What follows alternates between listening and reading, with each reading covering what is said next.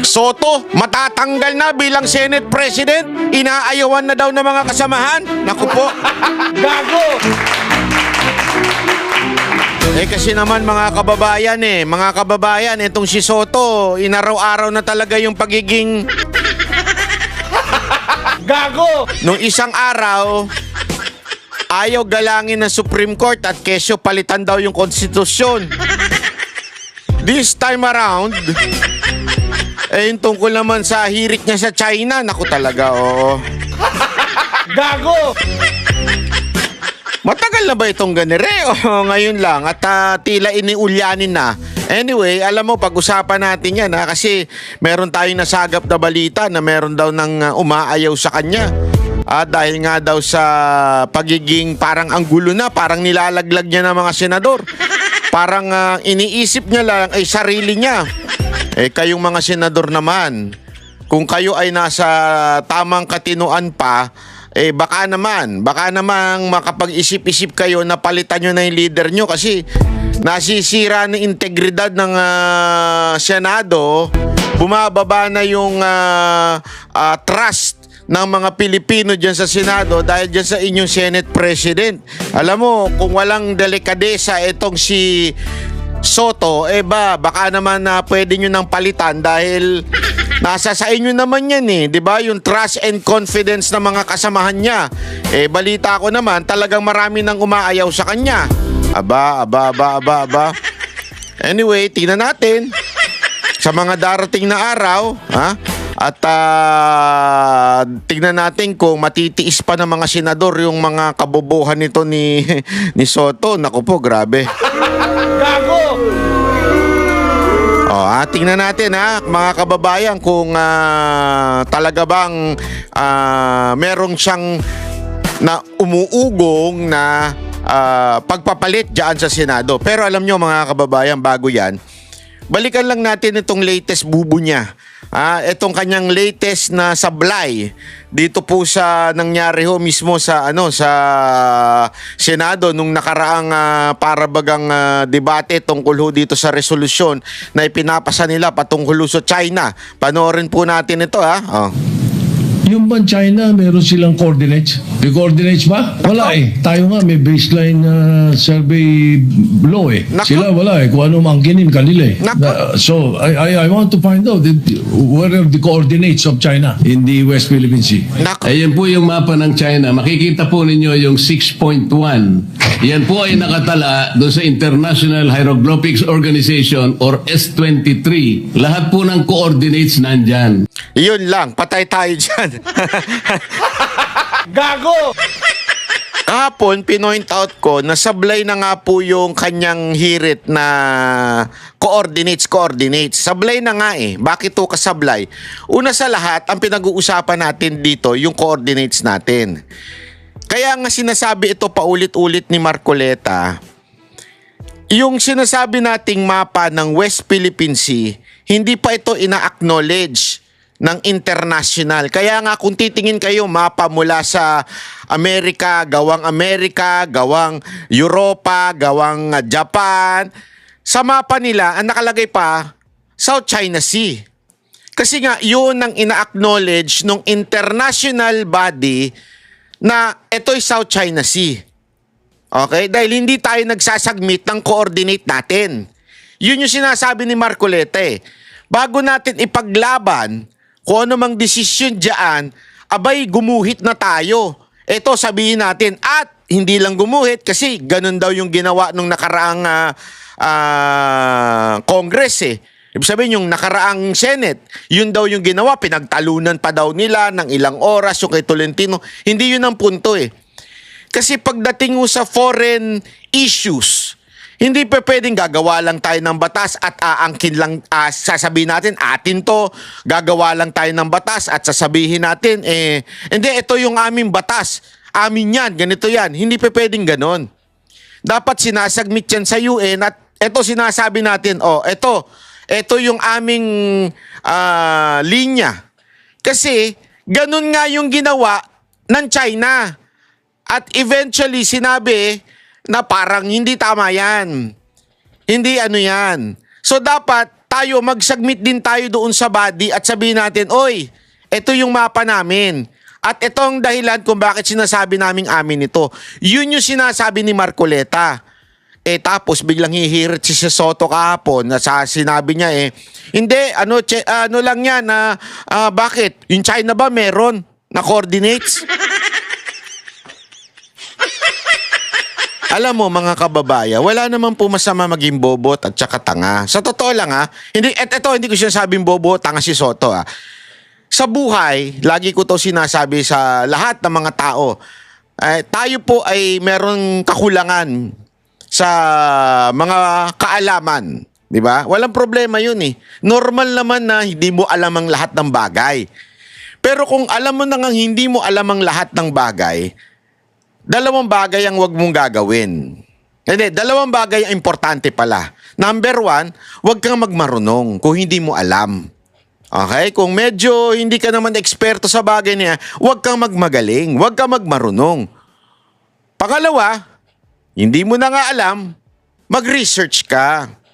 Ang problema dito kay Soto, yung dalawang pointers na yon, pareho niyang dinisregard. Ano yon? Yung wag ka magmagaling, nagmagaling siya. Hindi siya dapat mag-research ka, hindi siya nag-research. Kaya tuloy ito nangyari sa kanya.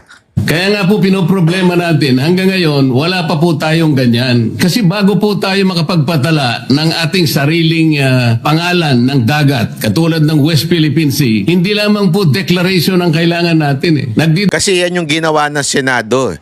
Yan pa yung tumatawa-tawa pa sila Subiri, sinasabi na, hindi, pinag-usapan na namin yan Pati si JB nakikisali sa tawa, nakikita ko sa background. Hindi, napag-usapan na, napagdebatehan na namin yan. Matagal na yan Yan yung last Congress pa Di ba, pinag-usapan na namin yan, bla bla bla bla bla bla. Oo, hindi yun ang issue doon yung tayo nag-declare. Hindi. Kailangan natin itong isubmit sa international organization na kung saan ay ina-acknowledge nila dapat yun. Declare tayo ng 200. Alam nyo ba, parang yung, halimbawa, yung ultimo ngang naalala ko ito nung nagkaroon ng EDSA 2 ba yun, yung kay Erap. Diba? Yung pinatanggal si Erap sa posisyon sa Malacanang. Naalala ko yun Tapos si Gloria ang inilagay. Marami nag-question doon. Kini-question nila. Pero alam nyo kung paano na-establish na si Gloria na ang presidente? Nung in-acknowledge at kinongratulate na ng ibang bansa. Kasi hindi pwedeng tayo lang. Even if we have laws, even if we have our own system, kailangan i-acknowledge pa rin. Especially, yun yung presidente inirerespeto yung yung pag-acknowledge ng ibang bansa. Lalo na yung usapin ng international issues like etong West Philippine Sea. It has to be acknowledged by other countries as well. Or not other countries, I'm sorry. The international body na naglalagay ng mapa na yan sa coordinates. Di ba? Ito, panoorin natin. Nautical miles. Hindi naman po tayo nagdi-deposit ng mapa na may coordinates doon sa United Nations. Wala pong mangyayari. Yun po yung proseso Tingnan po ninyo yan. 6.1, yan po yung South China Sea. Hindi po ninyo makikita ang West Philippine Sea. Kaya po... may coordinates sila. Si Soto, dahil nga sa nagmamagaling at hindi marunong mag-research, hindi niya alam ito. Alam mo, trending tuloy ito sa social media. Ang sama nito. Alam mo ako ipupusta ko sa inyo. Ipupusta ko sa inyo, bababa ang trust ng mga Pilipino sa Senado dahil kay Soto. Bababa. Yung tiwala, yung ratings ay mawawala. Bababa po yan. Dahil dito kay Soto. Kaya nga alam mo Soto, kung ako sa'yo, kung meron kang delikadesa, kung meron lang naman. Kung meron ka pang natitirang kapirasong dangal, baka naman gusto mong bumaba na lang sa pagiging Senate President. Mas maganda ka, bumaba ka, mag-resign ka na rin senador kasi sayang yung binabayad ng taong bayan sa iyo. Sayang naman yung pagkaltas sa tax namin, napupunta sa yung ilang bahagi. Hindi, kaya nga ako, alam mo ito walang biro to. Sabi ko nga, ako'y talagang natutuwa at hindi nagsisisi na ibinoto si Marcoleta at kinampanya. Dahil alam mo yon, dito si Marcoleta talagang hindi ito yung simpleng senador o simpleng mambabatas. Ngunit ito ho'y marunong mag-research. Ito ho'y marunong mag-research at pag siya ho nagpresenta may ebidensya. Pag siya ho ang nagsalita ay talaga namang meron. Sabi nga nila, di ba, parang ito yung lalaking version ni Miriam Defensor. Ako, naniniwala ako. Syempre, there is no such thing as talagang entirely pareho. But, yung talas ng isip, hindi ko talaga, hindi ko pagsisisihan na ibinoto natin ito si Marcoleta. Kaya pag ito tumakbo pa sa susunod, o kung saan mang posisyon, ikakampanya ko ito. I will volunteer and campaign for this person. We need people like this in the government. Oh, walang biro. Ay nagtatalo dahil yung ating West Philippine Sea kailanman hindi mag-a-appear dyan hanggat hindi po nagagawa ni Commodore Tariela yung dapat niyang gawin. Imbes na gawa na siya ng gawa ng caricature, dapat mag-submit na siya nung mga coordinates na kailangan po para ngayon makapagpatala tayo ng sarili nating pangalan ng dagat. Ito nga po kaya ako kahit napakahirap ay gusto nating pag-aralang mabuti kasi dito po nagkakaroon ng hindi pagkakaunawaan. Akala natin may nangunguha ng saang ganang atin, samantalang yung sa ganang atin, hindi pa naman natin alam kung hanggang saan ba siya. Kaya po disputed ngayon Kahit na po in-award ang... Iyan po always remember this. Ang tawag po dyan, disputed. Ang tawag po ng international na samahan o itong UN ay disputed islands. Kaya ang hirap kasi maunawaan ng iba ito We are not pro-China. But we have to understand this so that we know how to negotiate. Unless we understand the facts, we cannot negotiate. Ang problema, ginagamit kasi ito ng mga tarantado, mga putang inang mga pinklawan at makakaliwa para sa 2028. Iniisip nila, hindi kasi mukhang makabayad niya ipaglalaban natin ang ating island. Oo, tama kayo, kailangan natin ipaglaban yan. Pero dapat ipaglaban natin ng tama. Going to the court is not enough. Ano ibig ko sabihin? Kunwari, ikaw, gusto mo ipaglaban yung kaibigan mo na may kaso, meron siyang kinasuhan na may ginawa ng illegal sa kanya o krimen sa kanya, yung isa niya po ang kaibigan. So gusto mo siyang tulungan. Hindi lang basta, alam mo yon, you just go where the crowd is, yung sasabihin mo, hindi, tara, ipaglaban natin yan, ipaglaban natin. Oo, iyan yan, oo, mali yun. Gago yung isang yun, tarantado yung isang yun, ipaglaban natin. Hindi pa pwedeng puro ganun. You have to know the facts. You have to really know the evidence para pag inilapit natin sa korte, pag nakipaglaban tayo, hindi tayo ampaw. Ang problema kasi, pag hindi natin alam yung facts, ampaw ang laban natin. Yun yung sinasabi ni Marcoleta dito. Itala natin sa UN yung coordinates para pag tayo talaga nakikipaglaban, nakikipag-negotiate, we can do that. Ang problema, dahil nga sabi ko nga diba sa inyo, a lie mentioned once is a lie. But a lie, o yung kasinungalingan, repeated many times, it's going to be the truth. Ang problema nangyayari ngayon, lagi yung, hindi, di ba nanalo na tayo sa arbiter ruling, nanalo na tayo, hindi yun hindi po yun ang kahulugan nun.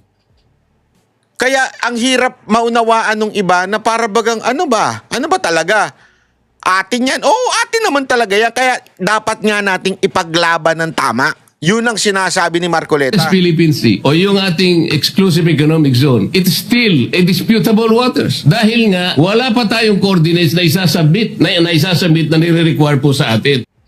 Yung EEZ, ulitin natin ibig sabihin tayo yung merong kasi ang akala ng iba, ang sinabi ng arbiter ruling, atin yan. Hindi sinabi ng arbiter ruling yon. Ang sinabi na EEZ natin yan. Etong bahagi na ito. Ibig sabihin, ikaw may karapatan sa isda, ikaw may karapatan sa pero hindi sa iyo yan. Kasi walang may pwedeng magmay-ari ng karagatan.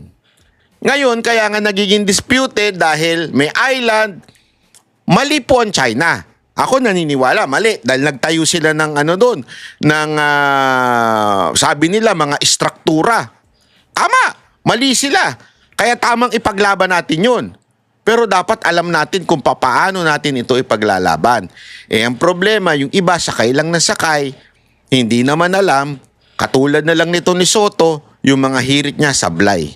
Kaya tuloy, naiinis na nga yung mga ibang senador dahil number 1, nilalaglag niya yung kapwa niya senador. Number 2, puro sablay na siya sa mga statement niya. Mantakin mo, ito yung statement niya as a Senate President, ang statement niya mali ang Supreme Court, kailangan baguhin ng konstitusyon na, kung ganyan din naman, hindi pwedeng manghimasok ang Supreme Court sa anumang rules na ginawa ng Congress, hindi po pwede yun. Kahit sinong matinong abogado, magsasabi, the final arbiter sa lahat ng bagay pagdating sa interpretasyon ng batas, walang iba kung hindi Supreme Court. That's the final arbiter. Pag sinabi mong final na yun. Even if you do not agree, it is still final. Diba ho? Napakalinaw po nun. So sumablay na naman si Soto doon. Sablay na naman ang hirit niya. Tapos, meron pang lumabas na statement na tila nilalaglag niya na. Bakit? Ipapaliwanag ko sa inyo unya-unya.